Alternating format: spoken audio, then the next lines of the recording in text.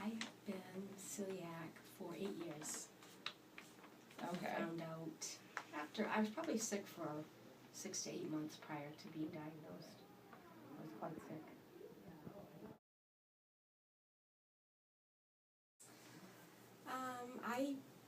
I've been diabetic my whole life, since I was 13, so I was a juvenile diabetic.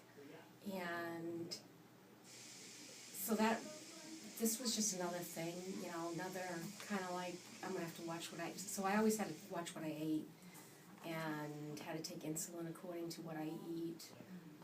Celiac just kind of made it a little bit more difficult because a lot of the gluten-free foods are more carb-loaded. They add other things to them to make them taste better, although they have improved tremendously over the last 8 years since I've been eating gluten-free. Well, let's just say there's a lot more options than there used to be. When they started to list ingredients on foods and in restaurants, a lot more people that work in restaurants and they understand that it's a disease. It's not just a fad. Because if I eat anything with gluten in it, I have a severe reaction to it. So lots of times people will ask if I'm just gluten intolerant, which I think is the fad part of it. I think some people think that it's healthier to eat gluten-free. But I said, no, I'm celiac. I've been diagnosed, so I cannot eat or tolerate any gluten in my diet.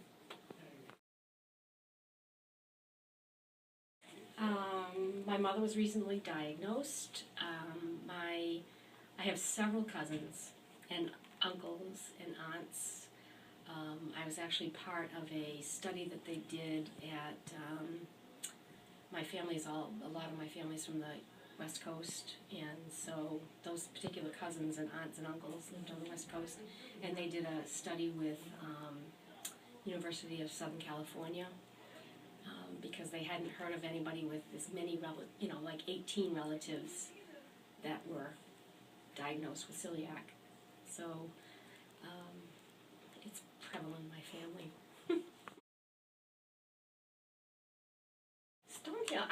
I bring for the most part, bring my meals with me, but I know that I have been part of the gluten-free luncheon that they have, and Kim Pierce has been very good about getting students what they need with the chefs, and I know also Nicole Gilcoyne has been a great,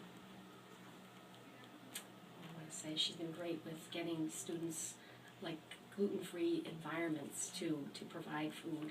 I know the wraps and things, students were having a difficult time with things being cross-contaminated. Making sure there's a toaster has been very helpful for a lot of students. I'm lucky because I can bring my food from home, but for the students I think it's been very helpful to have people speak up and kind of say what they need. And but when I go up to the CAP, it's nice now that I can just, if I want to get a sandwich or something, I know that it's going to be safe. And we've had to, even in planning programming for our students or for other things that have happened on campus, if I call Sodexo, if I call Christine Holman and say, okay, we need some gluten-free items, or soy or anything that's people are allergic to, they're very accommodating and they're very happy to help in any way they can.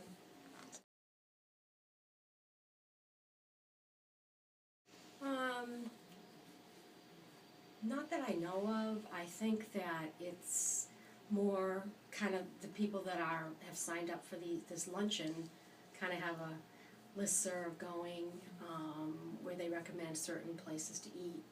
I went to the latest one and I learned about an app for your phone, gluten-free app, and you just put it in, and I've been in different areas, and you just put it in and it gives you all a list of restaurants that are in that area. And that's really been helpful for me, People are more, I think it's just people's knowledge and awareness of it has been so much better than it was when I was first diagnosed. I felt like, oh man, what, you felt like, what are we gonna eat? What am I gonna have to eat? And trying to take into consideration the diabetes along with it.